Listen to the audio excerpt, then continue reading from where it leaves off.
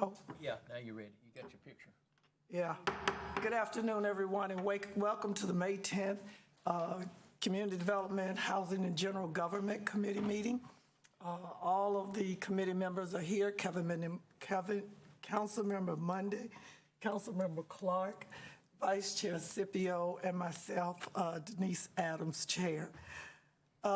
We have the consent agenda. Would there anyone like for any items to be pulled? C3. C3. I'll move approval of the balance. I have Councilmember Clark, we do have C10. Okay. And we do have another person that signed up to speak, but we don't know. Tremel White. And what, you don't have to come up now, but what item is that? Do you know?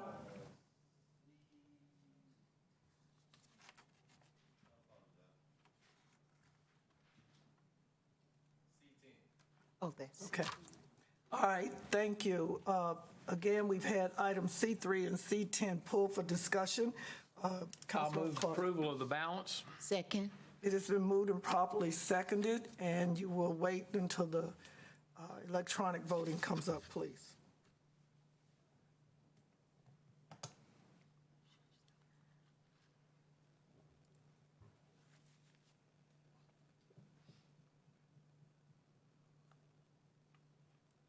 Thank you.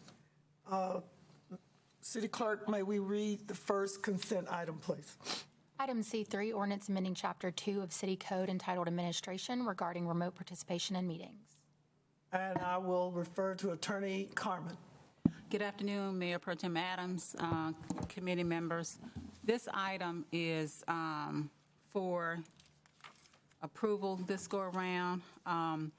It basically allows appointed boards and commissions of the city to continue to meet remotely. The ordinance does require that the body actually get together and decide by a majority vote to meet remotely, but this ordinance will allow appointed boards and commissions of the city to do so. It does not apply to the city council.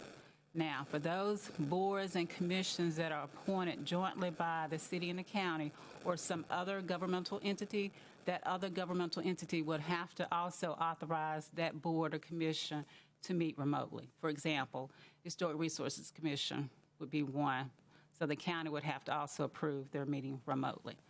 But this is for appointed boards and commissions. You may recall that in your legislative package, you have legislation that would pertain specifically to elected bodies, but even make it clear for appointed bodies that it's okay. But based upon the current authority, I think it's fine for appointed bodies to do so. There's a big question mark for elected bodies. I'd be happy to answer any questions. Councilmember Scipio, Councilmember Monday. Thank you, Attorney Carmen.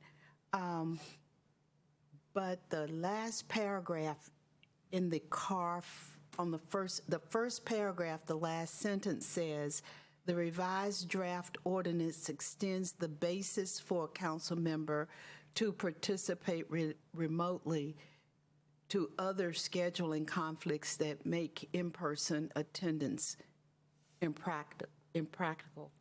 Yes. And so that is for us. That part is for you all, but you still, as a body, a majority has to be in the council chambers or the meeting room, and the legislation would allow the entire board to participate remotely. But under this extension, a majority would still have to be here, but this extension, as it applies to council, would allow additional basis for being able, as an individual council member, to participate remotely. Does that make sense? Yes. Okay. Thank you. Councilmember Monday. And just to clarify, I feel sure it's covered, but for commissions and committees, there's no reason they couldn't have a hybrid as well, with some people in person and some people participating remotely the way this is written? Right. Okay, thank you. Attorney Carmen, does this mean that a volunteer, well, not appointment board, such as the Transportation Advisory Committee, the different municipalities have to vote whether we are to continue to meet virtually or what? It leaves it up to the individual municipalities to decide how they want to approve it. They could decide by resolution, ordinance, or they can just simply do a motion. It's up to them to decide how to do it. But we're talking about the actual members on the board, or are we talking about the actual governmental body? Let's say a representative from Bethania. Their council has to vote to approve us meeting virtually going forward? They have to approve it. How they do it is up to them, but yes. To answer your question, yes. The reason it's done that way is because there was a concern by another municipality as to whether or not it really wanted to authorize a joint board to meet remotely. So to address that concern, I just added a sentence basically saying that the other governmental bodies have to concur with that jointly appointed board meeting remotely. So to answer your question, yes, that board would have to approve it. Okay. Any other, Councilmember Scipio? Yeah, one more question for clarification. So when the council approves this, does that mean that every one of our boards and commission would need to decide whether they want to be remote or hybrid or in person? Yes. That's one of the first actions they'll need to be able to do. For the city-appointed volunteer boards, yes. Okay, thank you. I move for approval of C3. You have a motion, I have a second. Second. It has been moved and properly seconded. You will be voting electronically.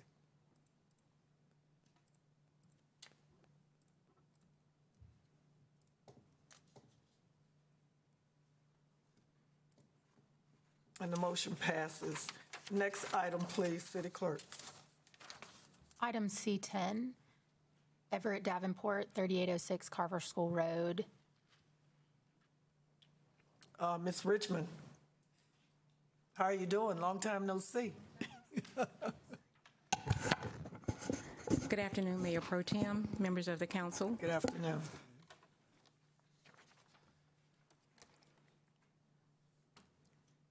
I'm here to talk about item C10. Correct.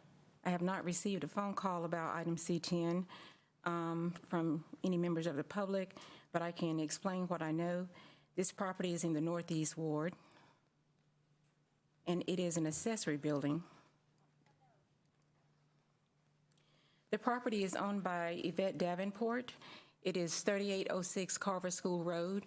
The staff has taken all the proper notifications and done the due diligence, the due process. It falls within the minimum housing violations. There are 6. The list pendants were filed on the violations and were submitted to the county clerk's office. The hearing was held on June 17th of 2021.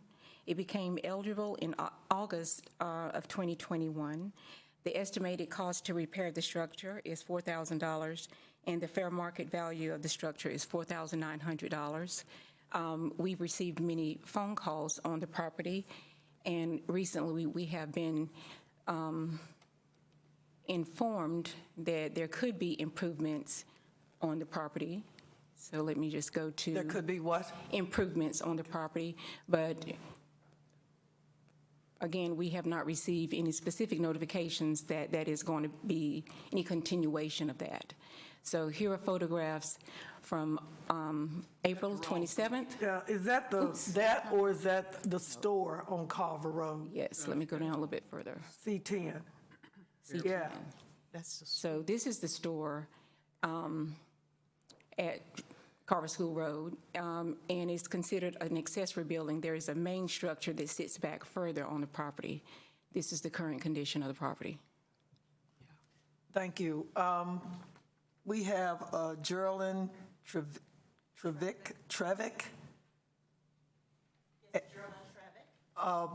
Would you like to have a word? Yes. And we also have Tremel Wright.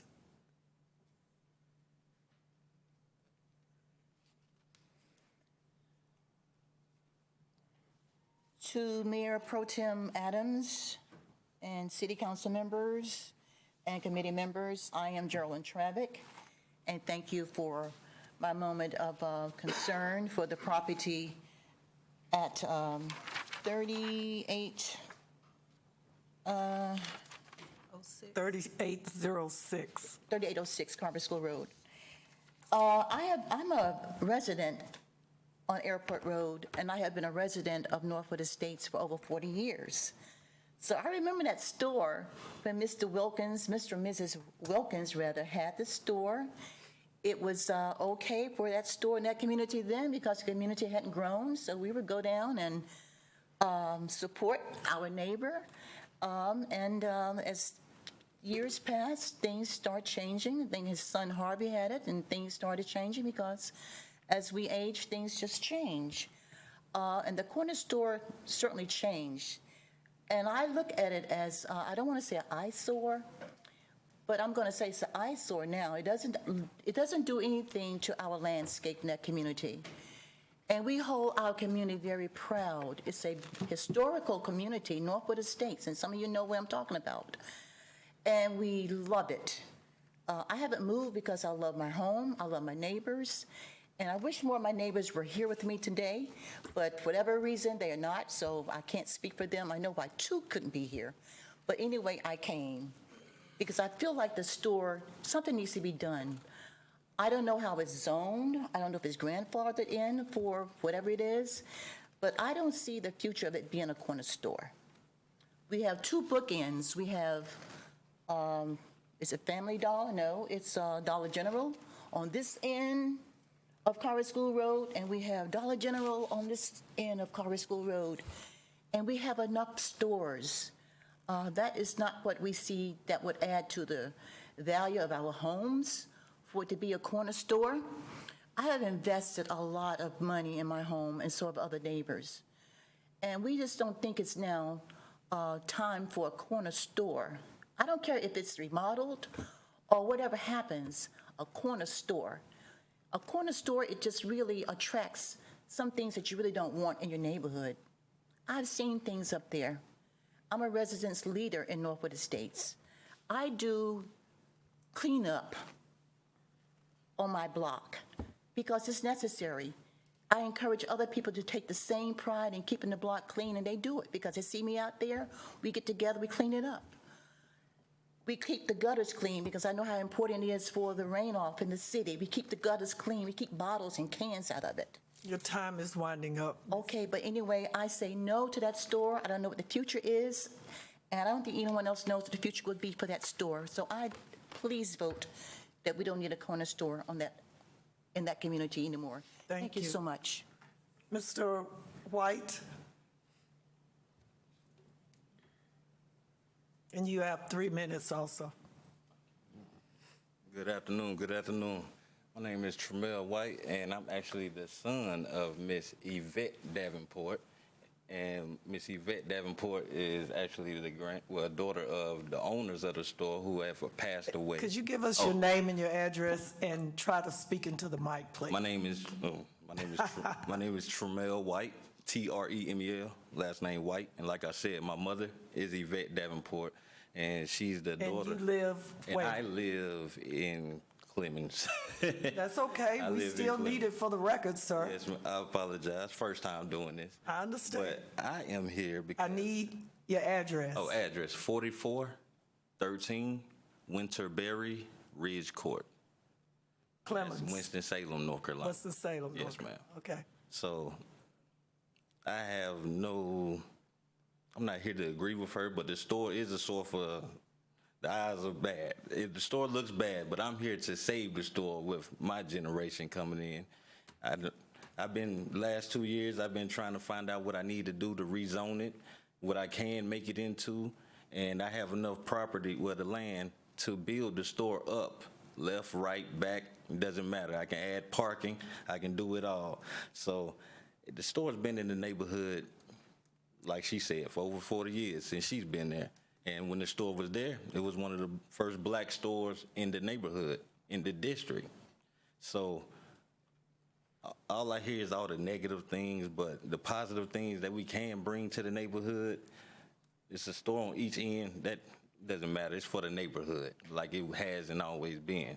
So the store went down because my grandfather's brother, he had his legs amputated, so it was more health than worried about the store. So past 2 years, we've been trying to find out what we need to do to stop the store from getting torn down and what I need to do to make the improvements on the store. So I'm here to fight to keep the store, and hopefully in the future we can find something that the neighborhood needs. And she's talking about the negative. I'm a bail bondsman. I get people out of jail. I know that neighborhood has, before the store closed, the neighborhood had nothing, the bad things had nothing to do with the store because the store's been closed. So, like, I'm just here to build it up from the ground up. And hopefully I can make a positive into something that looks bad. Appreciate you. Thank you, Mr. White. We have a council member from the Northeast Ward, Councilmember Burke. Thank you, Mayor Pro Tem. Good evening, everyone. Mr. Wright, I can certainly appreciate your words regarding the history of your family store. I remember Wilkins Store growing up. It was a community store. We had the store down on the corner. What was it called down on the corner of New Walkertown Road and Carver Road? Right beside the cleaners. The cleaners. Right beside Yeah. the cleaners. Well, anyway, we had another store, but that was the store that everyone went to right after school. That was the store that everyone went to when we had days off from school. It was a little safe, wholesome hangout, and your grandparents made sure that the kids were safe and that the parents knew exactly what they were buying from the store as well. So I do have vivid memories. However, as councilwoman for the ward, I have received numerous calls from Mrs. Travick and others in the community regarding the condition of the store and the condition of the store and the impact that it has on our community. And so notices have gone out for how long, Ms. Richmond, I'm not certain, but I think she just told us that the family has received notices. Time has been allowed for the store to be brought up to code. Have you received those, and what have you all decided? Yes. And when you come back, I would like to know, you can come back. I would like to know what the plan is, because See, when I called planning and zoning, now, Ms. Burke, right? yes. Okay, now, when Ms. Vivian Burke, the store had got rezoned. So it went from commercial to residential. So if you look at the plans now, the store is now in residential zoning. And I talked to numerous people in planning and zoning, it's in residential. So now we have to fill out an application to rezone the property. Now, when you say bring up the code, as you can see, the store, I would love to tear it down and build it back up from the ground up. Because the store, it just needs a whole new look, the roof, the windows, everything, wiring. So me bringing it back up to code, I would love to find out what rezoning issues that I can solve first, and then I can go from rezoning to what can I put the store as. Because I've seen new plans that state that I can't make it a convenience store, I can't make it such and such, but they say I can make it a restaurant, which I don't understand. But it's not a, you can't sit down to eat restaurant, just pull up, get food, and leave. So that's why I'm also here as well, to find out what I can make it into. And because the new plans, they didn't, I feel once you take out convenience store, and that's what it's not really, it's a neighborhood local store, but convenience store it falls under. So that's what I would like to find out more information as well. What can we come to an agreement to, what I can make the store to. Okay, thank you, Mr. Wright. So the I answer, apologize, it's white. Mr. White, I apologize. So at this time, you really don't have a plan for what you would like to do on that property? It's because the city's plans aren't clear. So I've been calling like you said, for a year, and hearing from different people, because some people don't know that it's residential property. Most people think it's commercial. Now, it's not grandfathered because the store hasn't been operating in the last 20 years. As the structure is today, there are violations. Oh, they're definitely in violations. And the violations have been reported for as long as I've been on council, so we're talking about a year and a half. And so. I apologize. I don't mean, I even sent you a But message. Mr. White, when the councilwoman was talking, you can't interrupt her. You have to let her finish her thought. She's allowing you to do that. I'm sorry.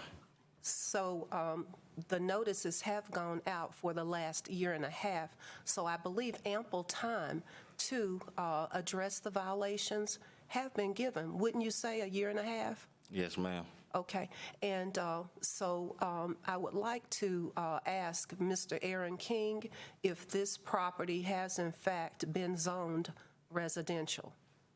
Mr. King. Thank you, Mr.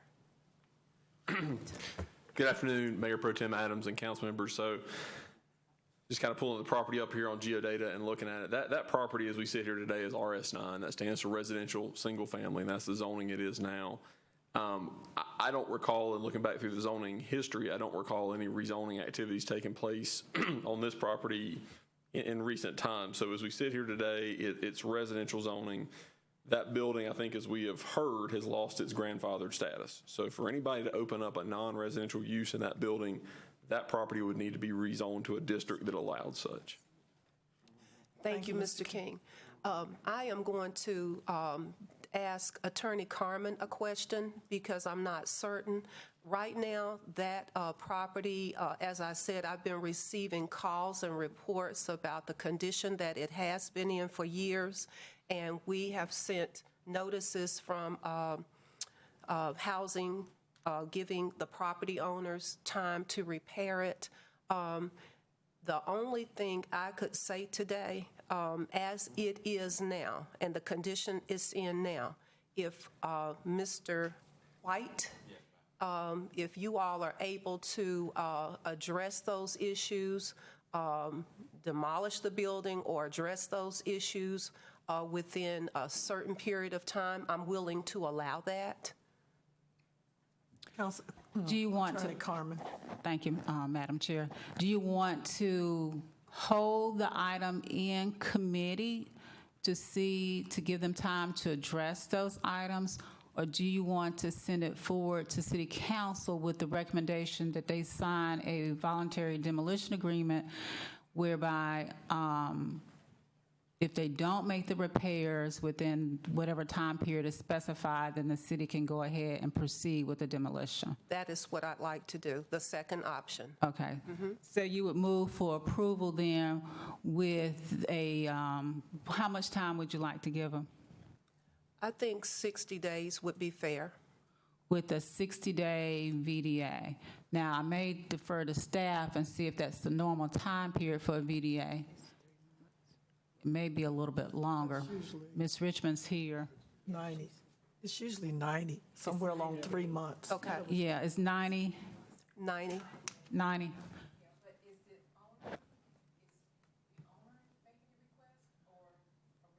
The council member of the ward is making the request from the committee. So is 90 days okay then? Yes. So you would move to send the item forward with a 90-day VDA?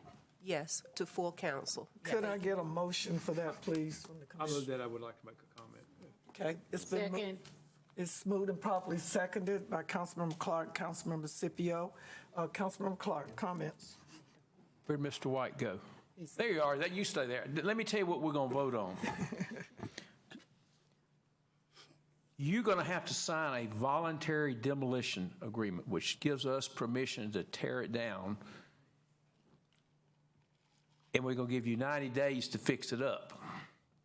But bear in mind, if it's not fixed up in 90 days, we don't have to call you again. We're just going to tear it down. Now, I'm going to give you some personal advice. I don't think that building's worth saving. I would have it torn down. Now, you can probably tear it down cheaper than we can. But just looking at it, I don't think it could be a convenience store. I don't think it's big enough. Maybe it was 40 years ago. But you are correct, it is zoned RS9, which is residential. I suspect that building was there, has been there so long, it was there before we had zoning. The current zoning goes back to the, somebody help me, 60s? So if that building was there in the 50s or so, and if Miss Scipio was there, or whoever it was as a child, it probably goes back to the 20s. But please understand that the condition is you've got to sign a voluntary agreement that says if it's not fixed up in 90 days, we have the right to tear it down. So anyway, just want to be sure you understand what we're doing.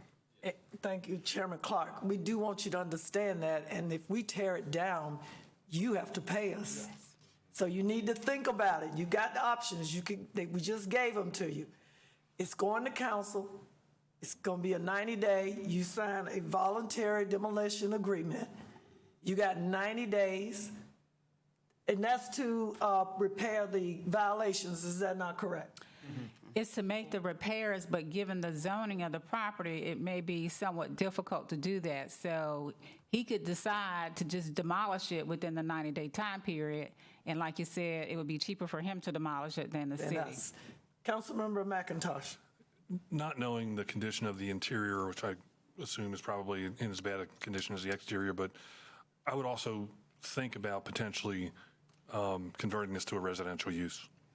Now, whether the dollars and cents make sense or not, I don't know, but that would provide an income stream and not require a rezoning. So I would investigate that. Not, it's not necessarily a get out of jail card, but it might work. May we vote? Yep.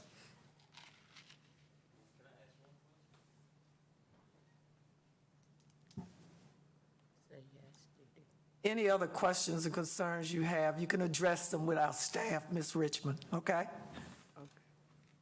The vote has been moved and seconded. And I think everybody's voted. No, No? yes. We got, Councilmember Scipio's having a moment. The motion passes. Thank you. City Clerk, would you please now return to the general agenda? Item G1, continuation of information on social districts. This item was continued from the April 12, 2022 Community Development Housing General Government Committee meeting. Mr. King. All right. So we did talk about social districts at your April meeting. I gave a brief summary of what HB 890 authorized local governments to do and by creating social districts and some of the requirements that go along with those. We talked briefly about some of the issues associated with that. And at the conclusion of the discussion, staff was directed to meet with council members individually, have some conversations with each of you about concerns, questions, ideas, thoughts, and to come back to this meeting and kind of give a little summary of that and maybe see where we go from there. So I will give you a very high-level summary of the comments that I heard. Some of the comments centered around concerns about public intoxication, on the downtown sidewalks. I would say primarily the largest concern that was voiced was concerns about what this would mean for public safety. That by far and away was the number one concern. There's also a concern shared that this is kind of a new program and there's not much data on this, and so we're not exactly sure what the impacts are. It hasn't been around that long. I would say that in listening to most of you, I would say most of you are somewhat neutral on the idea of social districts. I think a couple of you are more concerned about it and shared some more pressing issues. I would say for the council members that were neutral / supportive, I didn't hear any support for anybody thinking we needed to establish one large encompassing district for our downtown. However, if there was a pilot program that would allow individual areas to come in on a case-by-case basis, make their case as to whether or not they should be designated as a social district, and it could be a help to the businesses, that potentially could be a pilot program. That's about it's kind of aggregating those comments together. That's what I heard from each of you, and certainly feel free to fill in the gaps on anything there that I missed. Again, I've got Captain Noonan here with WSPD and Jason Thiel with Downtown Winston-Salem Partnership. They're in attendance today should you have any questions from them. But that's a summary of the comments, and glad to continue the discussion or answer any questions based on that. Thank you, Mr. King. Could we have Captain Newman and then Mr. Thiel to come up and give a couple of comments of Because we didn't get to hear from you last month. Good afternoon, Mayor Pro Tem, City Council. Captain Noonan, I'm the district captain over the north end of town, which obviously includes the downtown area. So my wife and I are equal opportunity spenders in the downtown area pretty much every weekend. So not only am I the captain over downtown, but we frequent downtown quite a bit. I've got just a few bullet points, and I'll make it brief, but I do want to bring some things to light that I think should be taken under consideration when we talk about social districts downtown. First one, and I think everybody knows what our staffing levels are. It's going to be very difficult for us to provide any type of extra staffing or more staffing to the downtown area. We already have our downtown bike patrol, and we have downtown augmentation, okay? And we're not able to basically fill all of our downtown augmentation every day, but we make an effort. So staffing is an issue. I think there also needs to be some reasonable expectations about what we can do as the police to enforce any type of new ordinance that would be needed in regards to the social districts. How would we enforce ordinances concerning open containers in public, ABC type violations, like when people are drinking inside the social districts but after the time frame, or they're walking outside of a social district with an open container. We're not going to have an officer with a citation book at the ready to write tickets. That's not reasonable. So we need to keep that in mind. Are we going to have citizens pouring their own beer that they bring from home into these cups? There's going to be increased littering. There will be more intoxicated pedestrians downtown, which means there will be more intoxicated drivers also. And as the captain over that district, I think we need to realize there will eventually be a pedestrian struck by a vehicle, maybe even an intoxicated driver. And when a pedestrian is struck, it's not always the fault of the driver. Sometimes it's the fault of the pedestrian that may be intoxicated. So let's keep that in mind as they're walking down the streets, as they're crossing streets, especially going from, let's say, the area of Earl's, Ramcat, crossing over MLK, going down Trade. We already have issues. Councilmember Scipio and I have talked about issues regarding the school in the past. So that's stuff we need to think about. There will be an issue in quality of life type issues daily in the downtown area, to include a phrase, to include urinating in public, disturbances, that type of thing. We already have a problem with our homeless population and their drinking in public and public intoxication. They will use these districts as locations and opportunities to legally drink in public. We would be hard pressed to try to distinguish between them and others and not allowing this activity. So we need to keep that in mind. Also, the underage drinking that's probably going to be taking place. The increased underage drinking that's going to be taking place if we're providing them cups, and they're going to be able to get this beer without oversight. I'll just say it that way. Those are some of my concerns. I'm happy to answer any questions, try to. Thank you, Captain Newman. I want to hear from Mr. Thiel next. Again, council members in committee, we carried this one over from last month, and I'd like to give these gentlemen an opportunity to talk because they were here last month as well and waited the whole meeting. Mr. Thiel, welcome. Thank you. Thank you for having me. Jason Thiel, president of the Downtown Winston-Salem Partnership, and we're at 305 West 4th Street. One of the things when the legislature passed this bill is we always are thinking about how we can maximize this legislation to bring the best good for our downtown. And I think listening to Captain Noonan talk about, we have a pretty significant shortage of police officers on our downtown bike patrol, and that's something that we've been talking about for a long time. And personally, I think a large district like they have in Greensboro right now is not the time. I don't want to foreclose that opportunity for a later time when we have a fully staffed police department.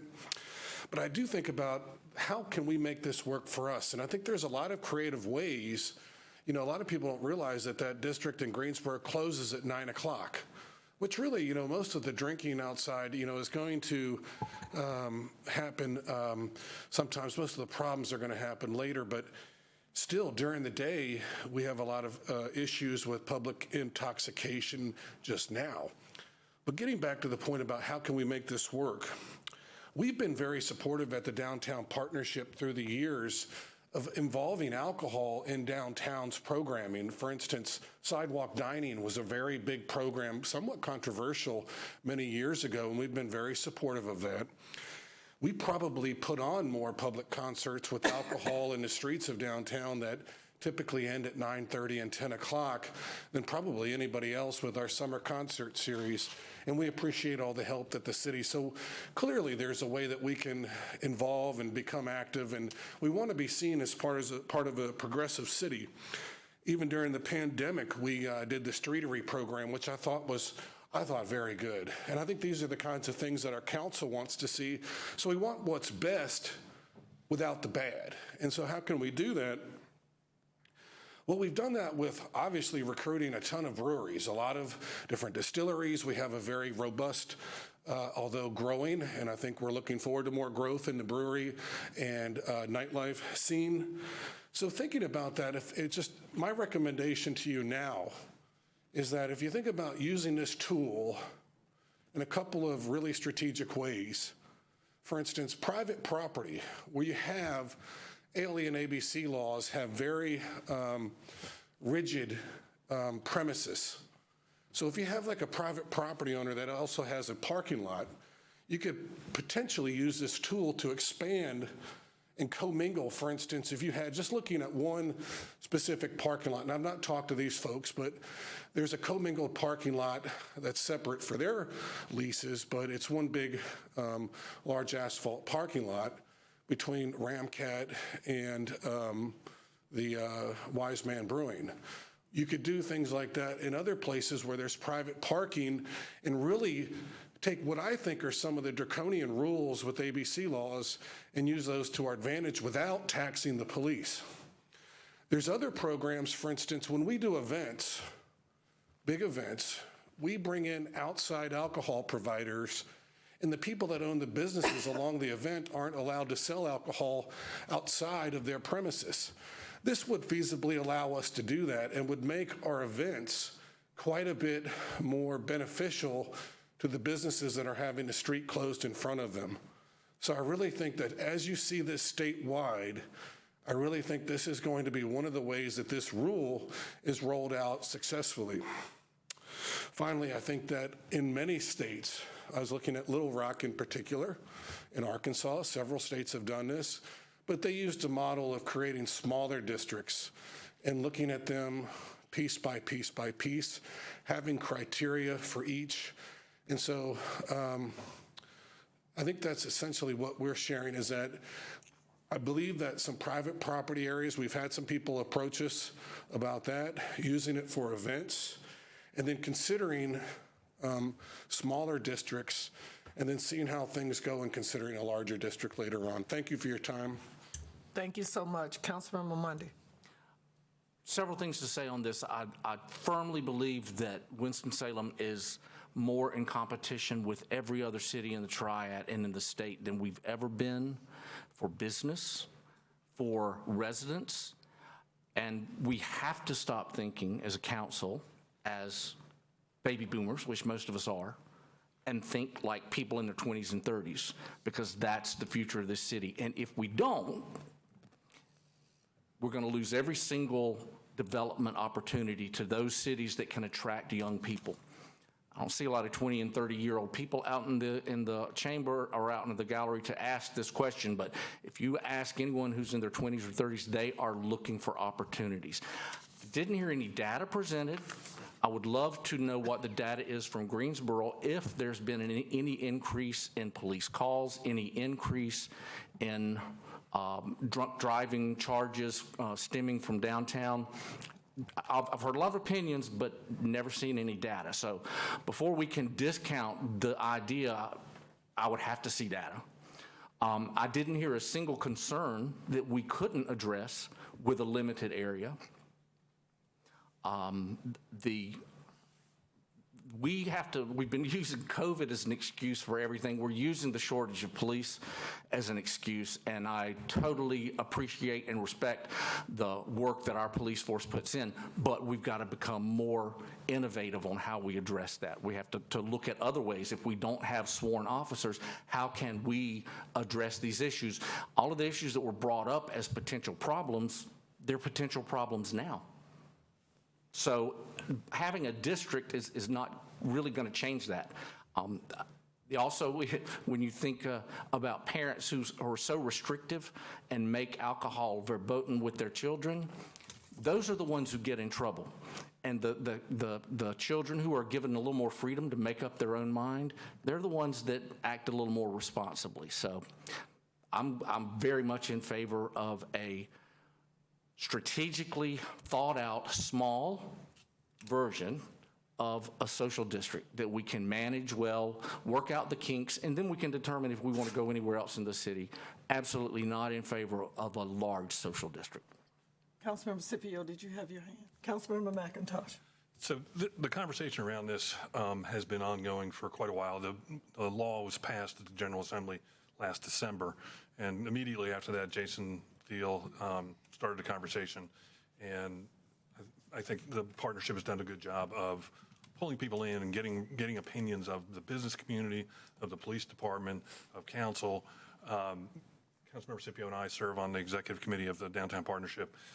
So there's been lots of conversation.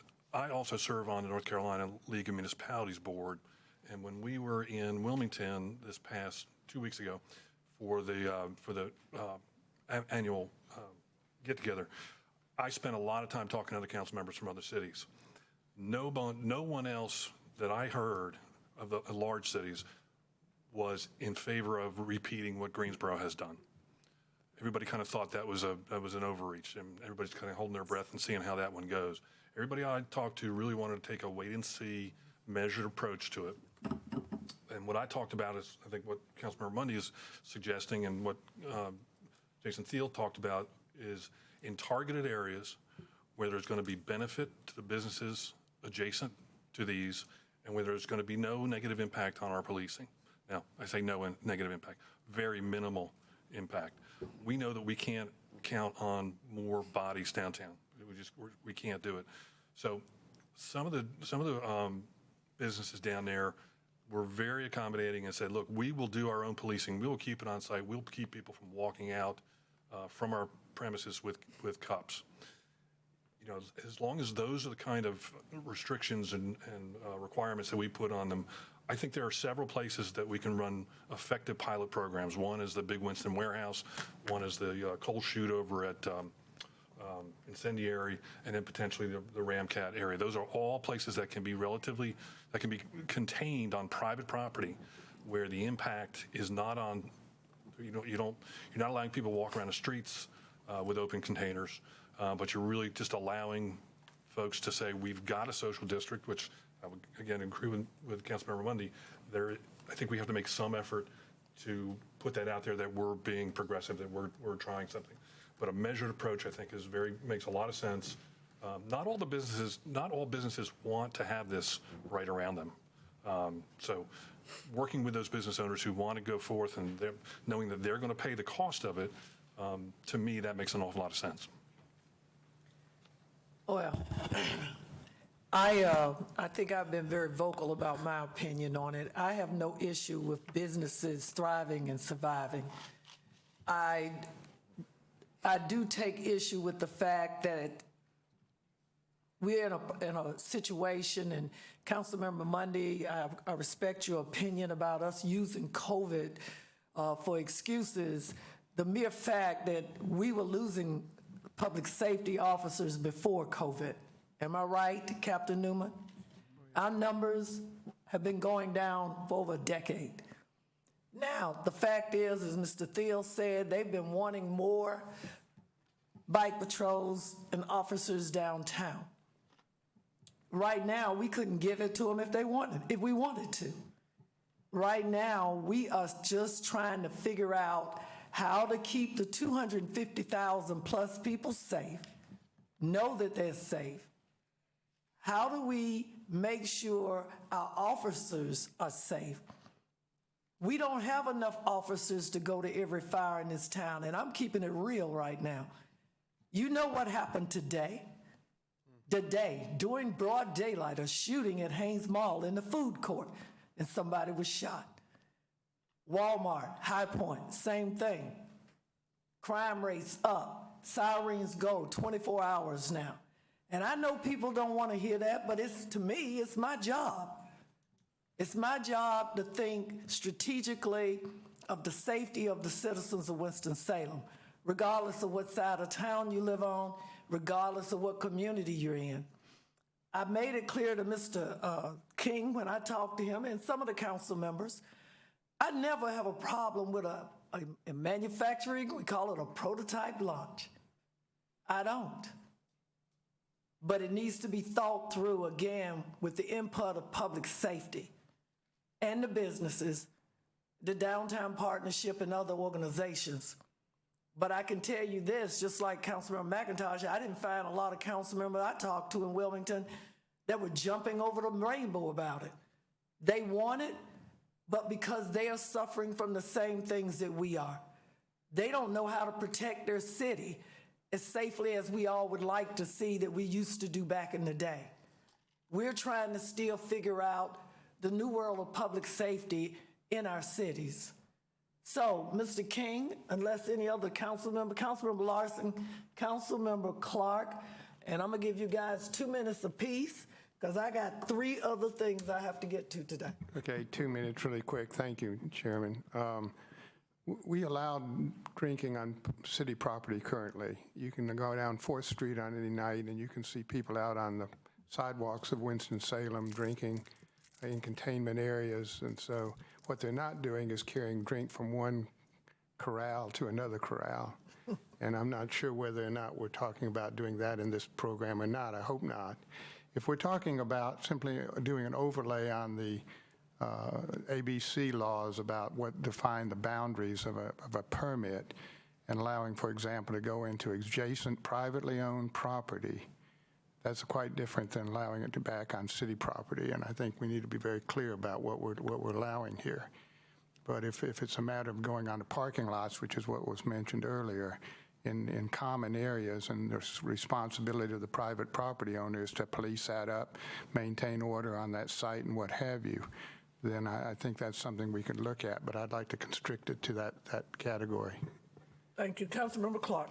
Real quick, I would appreciate if Mr. Thiel, maybe working with Mr. McIntosh, get a map out and mark some areas that you think maybe make sense, some of these micro areas, and let's just look at them. I'm having a hard time, kind of like Mr. Larson, imagining how big or small they are. So let's actually get a piece of paper out and color code it, and then let's take a look at it. Thank you.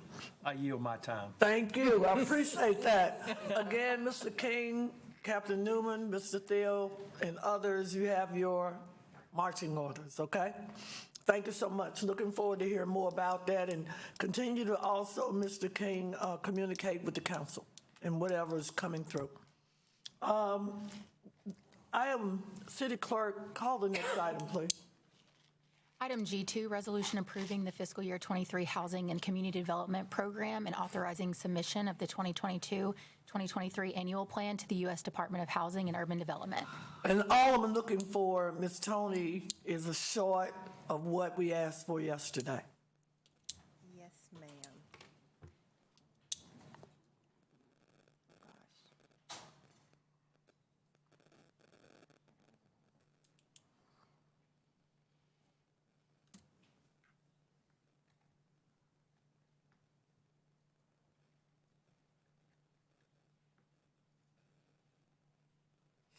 Okay, good afternoon, Mayor Pro Tem Chair Adams and members of the committee and council.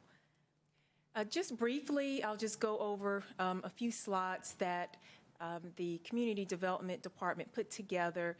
This was actually, it's in your package and was shown at a public hearing to give an overview about the plan. This is done every year. The plan is updated every year, but this particular plan is year 5 of a 5-year plan. So this is in the last year of their 5-year plan and will have to be redone next year. These 4 categories are the areas of funding: CDBG, ESG, home, and HOPWA. These are the dollar amount breakdowns for each of those categories. These dollar amounts are actually the same as the current year because they have not received their upcoming allocations, which will be updated as we receive them. For CDBG, you can see how in the pie chart the funds are allocated. Primarily, housing rehab is the source of funding. Southgate Apartments is an example of a successful rehab program from last year. For the home program, also housing rehab is the biggest piece of the pie. Enclave 2 was a successful project where home funds was used for gap financing to fund phase 2 of this particular project. It's in the North Ward. Hardesty Lane is in the East Ward, and that is also successful use of home funding. The HOPWA program is facilitated by Positive Wellness Alliance. They serve 5 counties. The funding that we receive through this consolidated plan actually goes to Forsyth County resources. A large portion of that is, you see in blue, is tenant-based rental assistance. And this is housing opportunities for people with AIDS is what HOPWA stands for. And then Emergency Solutions Grant, almost $200,000, mainly for rapid rehousing and then some emergency shelters. And so this rapid rehousing is to get people who are previously homeless into some kind of stabilized emergency housing. And then, of course, the Choice Neighborhoods Initiative, there was $500,000 earmarked of CDBG funding for the Choice Neighborhood Initiative. The last thing I'll just point out is there was a question about the graph that was in the actual plan. Let me see if I can find it right quick. And so I think there was $1.75 million that it showed to be carryover funding. Here it is. And so essentially there are questions about why that amount. There is a breakdown. There is some reasoning for each category about the $1.75 million. Just really quickly, the category for homeowner rehabilitation, there was some general obligation bond term money. That was $600,000. Home funds as well as CDBG funds. Basically, all of those funds were delayed from COVID and staffing limitations. Under the category multifamily new construction or rehab, there was some home dollars, $200,000. That funding actually was not received or hasn't been received yet. They will apply for that funding and then it will be appropriated. The home money, that's $500,000 under that category, you all actually voted for the Choice Neighborhood last month. And then the other 2 categories, home buyer assistance, $75,000, that is cannot be distributed because there are home buyers that are in the queue for the funding. It's just that we have a shortage of affordable housing and they cannot use the funding at this time.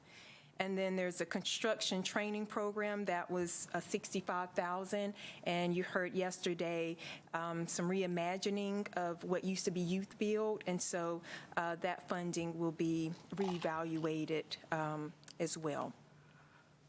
So I'll be happy to answer any questions. Councilmember Clark. Be it today, tomorrow, next week, next month, or whatever, I'm looking to you and your folks to keep tabs of everything so that we do not overcommit and spend money we do not have. We've got a lot of housing projects that are in various stages of imagination, if I can use that word. But we got that big enchilada up there with the Choice Neighborhoods that right now is going to eat up every penny we've got and then some.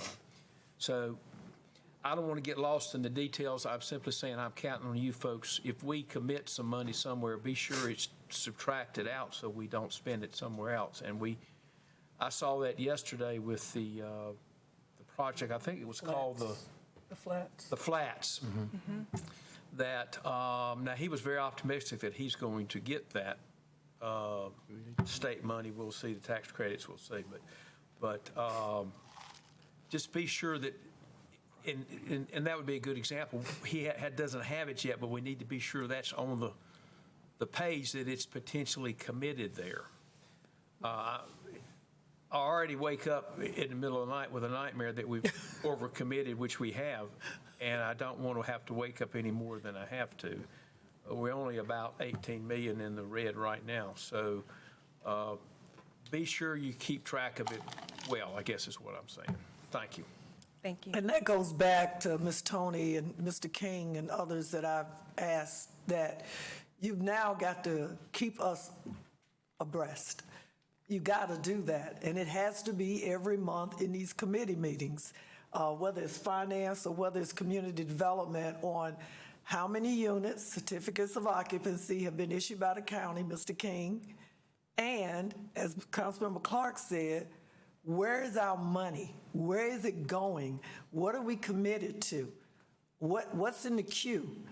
You know, so we will always know in our minds when people are coming to us wanting to ask, even like the Flats yesterday, if they get the financing from North Carolina Housing, then we got to come up with some money.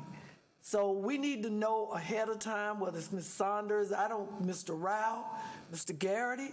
We need to, it's a lot of moving parts, but we need to know where we are versus it's in front of us, and now we don't know whether we even have the money to do this. You understand? Yes. All right, Councilmember Scipio, did you have a question? I did. Just for process and what we are trying to approve to move forward, from the CARF, it looks like we need to approve a plan to submit to HUD by June, the end of June. Yes. And that plan, is that the one that's attached, consolidated plan FY 23? Yes. That has like 20-some pages. That's correct. How does that connect to the other PDF that's consolidated plan FY 23 CDBG home HFF? Is that incorporated in the whole plan? Because I'm getting a little confused with the different numbers. That's right. The full consolidated plan with the many pages is what you are approving. And so the other attachments are just, Amendments. This is the plan. that's the plan, and the other things is data from that plan presented a different format. That's exactly right. Okay. Yeah, it includes a presentation that they did. There was a required public hearing and public input, so they did a presentation for that. There's a budget, just to show you a simplified budget of breakdown of the funding. So they're all just supplemental documents. Thank you. Councilmember Mundy.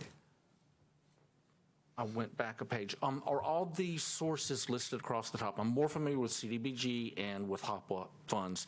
Are all of these funding sources an annual allocation, if you will? So Yes. this is money from HUD that's coming to us pretty much every year. The amount's going to change, where we spend it's going to change, but we know we're going to have that. That's right. And there's certain pots of funding that we use the Community Agency Allocation Committee. They review applications for nonprofits that can also qualify to receive these funds. And you'll see those during the budget process. And a question following up on Councilmember Clark, because what I heard last night is almost like we're going to overbook the airplane and hope that a couple people don't show up at the last minute. When we approve spending like that, can we put an expiration date on it so that if we do come up the last 3 months of the year and our bets didn't come through, then we've got 3 months left to spend it? Would it benefit us in any way to put an expiration date? That's an open-ended question. I don't know the answer. And not necessarily one I expect you to answer, just, so- I don't know if Food it's for legal. thought, food for thought, Ms. Yeah, Tony. food for thought, that's exactly right. Thank you. Can I ask a clarifying question, Madam Chair? Attorney Carmen, I want you to be a council member. Go ahead. Thank you.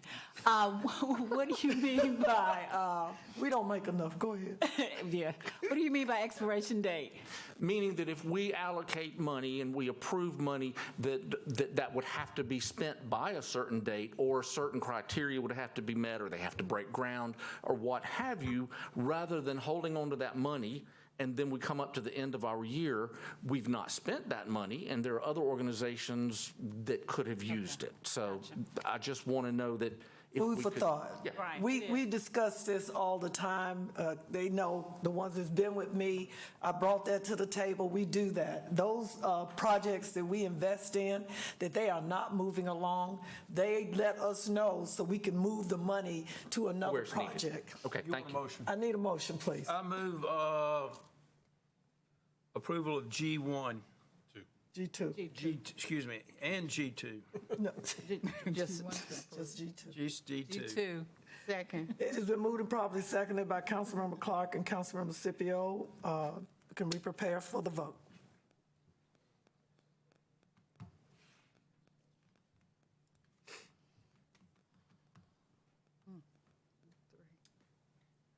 It disappeared. It disappeared. It was unanimous. Okay. It never comes up. We good? Yeah. Okay, well, the motion passes. City Clerk, please call the next item, please. Item G3, resolution urging the United States Congress to enact the Energy Innovation and Carbon Dividend Act of 2021. Thank you. Ms. Peplowski, welcome. Haven't seen you in a while. All right, good evening, Mayor Pro Tem, members of the committee, and City Council. I'll run through this just fairly quickly. We are presenting, I'm here on behalf of the Community Sustainability Program Committee. In April, they passed the Energy Innovation and Carbon Dividend Act resolution that was presented to them on behalf of the Citizens Climate Lobby, the local group here. As it was presented, it is now given to you all for your approval. Essentially, what you all will be approving is that you voice your support for this federal act. And the act itself would, if passed at the federal level, establish a carbon dividend/fee on fossil fuels. So that's just a very basic idea, but I'm happy to answer any additional questions. Anyone? Oh, Councilmember Clark? yeah. To me, there's a difference between a motion that says we endorse an idea and one that says we endorse a specific piece of legislation. Because Washington is notorious for sticking into some piece of legislation. There may be a paragraph in this that says we also support the invasion of Ukraine or something. We don't do it here. If you notice, everything we pass is very concise. But in Washington, they'll have a 3,000-page bill, and it's just got all sorts of stuff in it. So I would be more comfortable if we were to endorse the concept versus the actual act, because if we're going to vote on the act, I'm going to have to ask the city attorney's office to review the act to be sure there's no gotchas in it. And Washington, as I said, is notorious for putting those in there. And you know what, if you take the name of an act in Washington and take the opposite of what the name is, that's usually what the legislation is. The Patriot Act, after 9/11, basically shredded the Bill of Rights, even though it was called the Patriots Act. So that's just an example. Anyway, my thoughts, let's go. Thank you, Mr. Clark. Any others? Councilmember Scipio?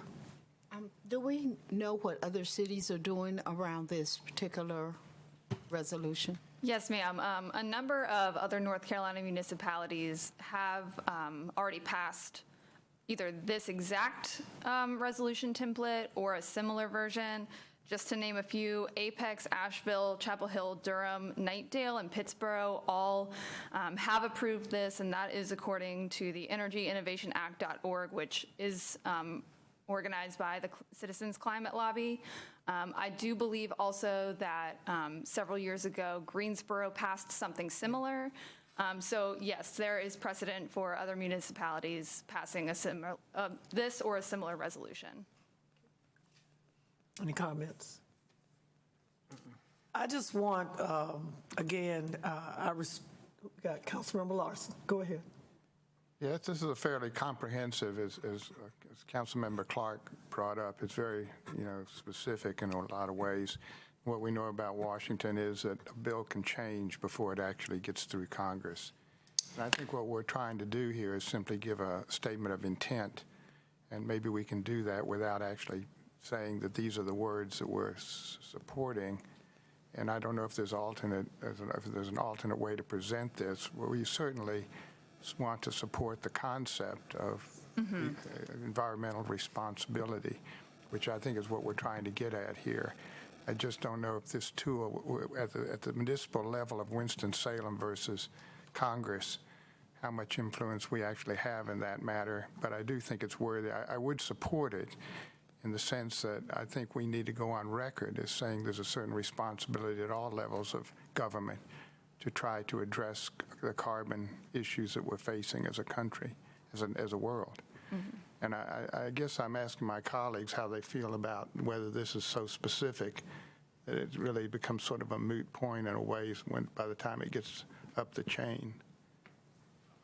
Well, I do know that our community sustainability committee and program have been in place since 2008. I was on the first committee that the mayor appointed.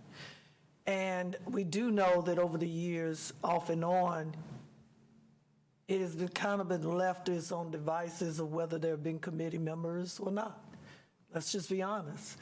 And then you get a group of people that are very inclined to try to help us understand what it is that we don't understand or that we don't read up on like they do. These are a group of people that's what they do.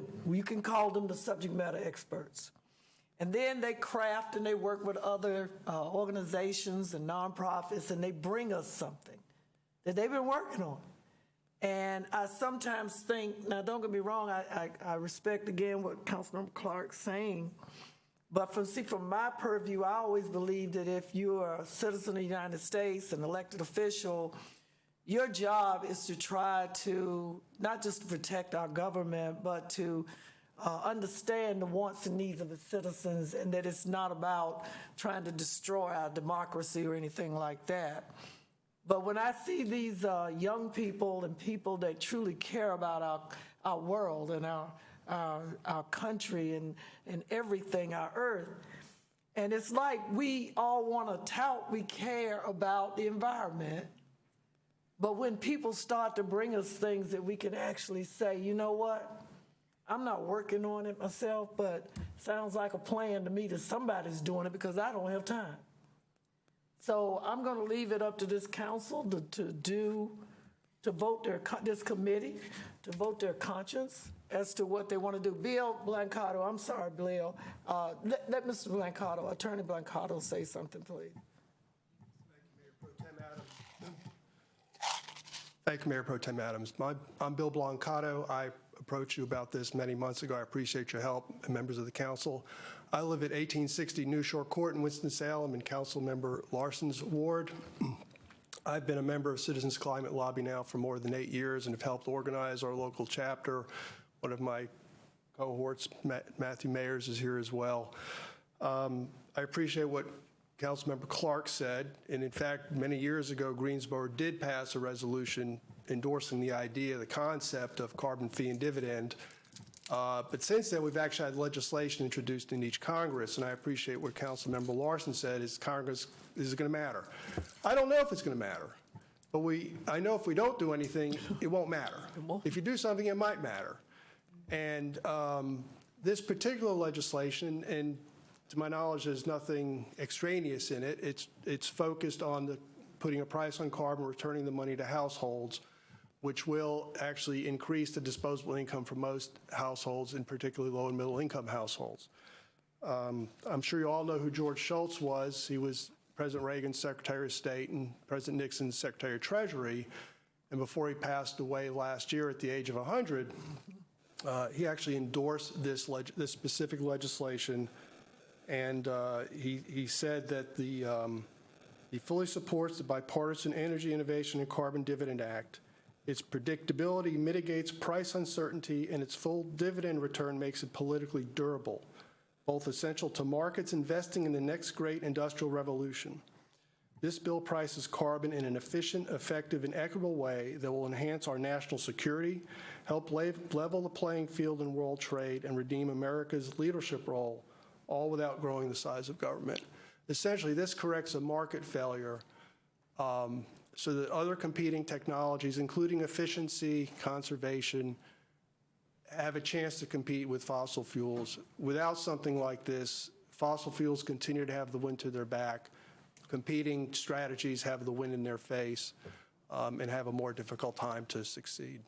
And with Citizens Climate Lobby, we've approached municipalities around the country just asking them to endorse, to show some political will out in the community to help convince members of Congress. Currently, there are 96 co-sponsors of the legislation in the House, including Kathy Manning and 2 others from North Carolina.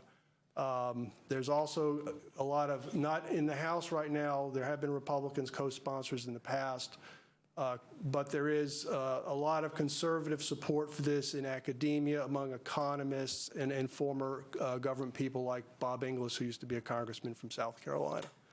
So I urge you to join 140 of your municipalities nationally and the 7 in North Carolina that endorse this and vote to move this forward. And I'm happy to answer any questions.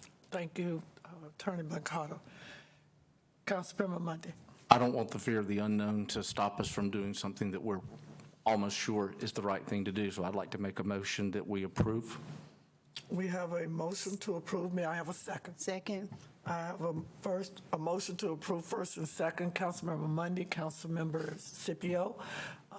May we have the electronic vote?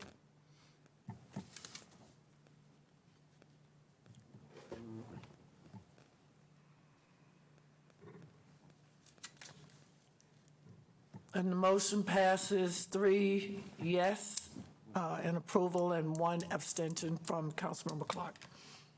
All right, let's go to some fun stuff. Let's talk about chickens. Mr. Murphy. Do you remember when Councilmember Molly Light and I'm sure Councilmember Clark does, and Attorney Carmen, when she brought her chicken statue to the committee meeting? Because we wanted chickens. Go ahead, Mr. Murphy. If I could do a presentation, I'm sorry. Sorry, City Clerk, please read I'm excited about chickens. Go ahead. Item G4, information on requirements for keeping chickens in Winston-Salem and peer cities. All right. Good afternoon, Mayor Pro Tem, Chairman Adams, members of the committee, and other council members. I'm just going to be real brief. This came to our attention. I believe Councilmember McIntosh had several constituents that reached out to him with some concerns about our current regulations and city code that deal with chickens. Just a little bit of history. We have provisions in the city code that deal with chickens up until the mid-2010s. We had some provisions in the UDO dealing with chickens that if you could not meet, that you had to get a special use permit from the Board of Adjustment to have chickens within the city of Winston-Salem. And the current, the chairman of the zoning board of adjustment at the time, who's now the chairman of our planning board, had some concerns because of the nature of those hearings. And so we investigated some alternatives and brought forward some recommendations to council based on some of your input. One of those was to allow for chickens so long as you could be 100 feet away from all of your surrounding property owner, to the side and to the rear. and that would be for your coop and your run for your chickens. So you functionally need a very large lot for that. Very large. We benchmarked ourselves with the community based on this request, and we're very out of skew with our peers. Most of our peer communities that we compare ourselves to allow chickens as close to 15 feet to property lines, up to 50 feet, but none of them went as far as 100 feet.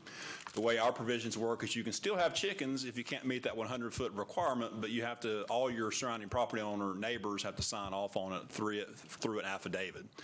So, and just one thing, that this is what you have to have in order to have chickens. Have a 25-foot coop area and meet those setbacks. You need over an acre. Yep. And we don't have we don't have any acre zoning or very little acre zoning within the city. And most of our zoning is anywhere from RS9 to RS20 at the max. So if you're just building and developing at the base acreage, you could never do chickens without having to have your neighbor's permission. So, with that, I just introduced the item, and it's up to, if the committee has any desire for us to make changes based on the information that we've presented, we certainly could bring something back at a future meeting. Thank you. Councilmember Clark. I would suggest we direct staff to come back with modifications to the current ordinance that makes it more reasonable. Yeah, this is an acre-plus lot. I would think 25 feet or so would be more than enough. By the way, if you want to have the most expensive chicken eggs you've ever had, raise your own. But good luck. But 25 feet, I think, would be fine. 30 feet, something. And the one thing that I would say is it's not often you find properties that are square either. Right. So, I mean, again, this was an exercise just to show that at the base you have to have an acre. A lot of times you're going to have 2 acres to make it work. And I applied, you all know that, in planning. And you called me up and told me I had to go ask the neighbor next door. I already got the neighbor behind me, and both of them had to sign off. And I have almost an acre, but the way it's configured, I couldn't have my chickens. So, yeah, Councilmember McIntosh. Yeah, I agree with Councilmember Clark here that I'd like you guys to bring us back something that more in line with, the 10 foot from all adjacent property lines plus 25 feet from adjacent residences. I'd like to see the number of chickens allowed moved up to as many as 10. And remove the requirement to get a zoning permit. I'm raising my hand. Well, if I could, the one thing I would caution against is separation from structures. Right. Just because that's hard for us to measure, and a lot of times we would have to rely on folks to bring us that information. Well, I don't have permission to go on your property, so how am I going to let you know that? So a lot of times we'd want it from property line, but we can figure something out, 15 feet, 25, 20 feet, 25 feet from property lines. I don't know, Councilmember McIntosh, about the 10. So close. The 10, we are now limiting the space. 7.5. And now we got 10 chickens, and we got 5, and there's some cities that don't even have 5. And they're surprised when they find out we have 5. Again, I'm already seeing in my community, I got chickens running up and down Polo Road and all across my yard, and you hear roosters all day long. They don't just crow at dawn. I wish people would forget that. You're not supposed to have roosters. And I know that. And that's what I'm trying to say. We're going to have to, and I appreciate Councilmember Clark, but you also may need to go find out the information about any of our peer cities seeing an increase in roosters, because in the past 3, since COVID, I am seeing and getting calls and hearing more roosters even around the Wake Forest Polo side of Polo. Yeah, you got roosters, you're going to have a lot more than 10 chickens, too. That's my point. That's why they're running all over the neighborhood. But, Mr. Murphy, if you could do that. Councilmember Mundy, you have a question? This is to help me if I get that call. Who polices that? If the city does not Exactly. allow roosters, who do we advise our constituents to call? And this is one of those things that we kind of have to nuance, because we kind of helped with the original crafting of this language. All of this language is within the city code, and it's administered by community development. Right. But we are familiar with doing zoning research and those kind of things, so we kind of did the research, and more than likely we'll bring the information back to this board and ultimately to council on what recommended changes we have, but it would be community development that actually would do the enforcement. So it'd actually be a code violation? Correct. Okay. That Yeah, helps, thank you. and we don't have enough people for that We either. have rooster fights. Just don't encourage that. Thank you. Looking forward to you bringing us back more information. Councilmember McIntosh, Public Works, you want to start at? Let's do 10 after. Public Works will start at 10 after 6. Thank you all for coming today. This meeting is adjourned.